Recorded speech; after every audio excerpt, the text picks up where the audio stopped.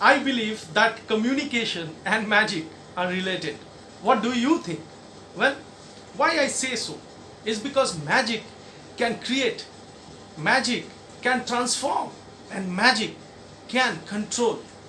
Similarly, communication can create, communication can transform, and communication can control. Just like we have good magic and bad magic.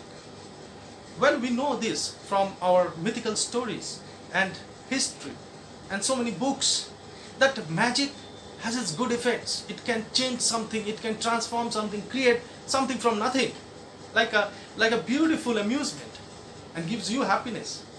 And magic can be bad if it's a black magic used to control you, to cage you, to control your thoughts and minds. Well, similarly, communication can be used in a good way. It can be used to express our feelings for somebody. It can be expressed for telling a story to somebody. Well, it can also be expressed to motivate a group of people, like a leader does, to overcome a difficult challenge. But communication can also be used in a negative way. It can be used to spread hatred. It can be used to spread bias, or should I say misused to spread violence in the society. So it is definitely related somewhat to magic, and I feel that you should also tell me if it is correct that these two are related to each other or not. And do we understand the risk communication? Well, what is this risk communication? We have four scenarios: low magnitude, low probability.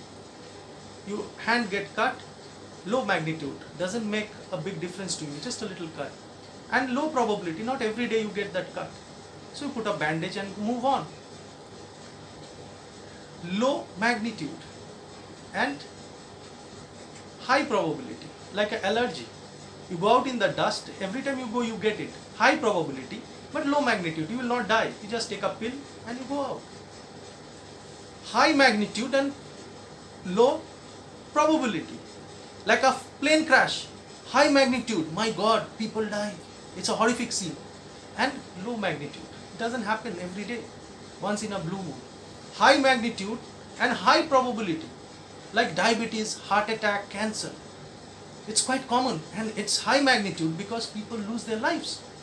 But if you realize that when a plane crashes, there is lots of noise, and we talk about it in the media and everywhere between people.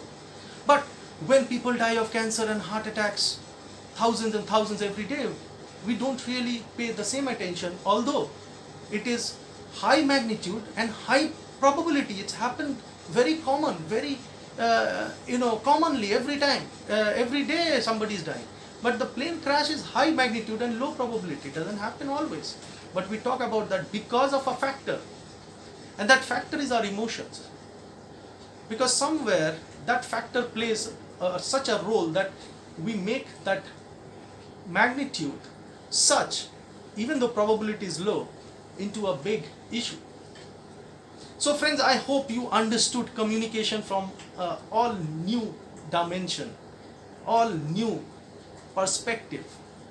Do let me know if this video was useful for you. For me, on the Pep Talk, it's a pleasure always to present to you. Do have a great day. Keep smiling. Be positive. And do tune into your trainers, Mr. Nag, Sudeep Nag's shows, the Pep Talk and the special episodes on the Pep Talk that we'll have entirely this month.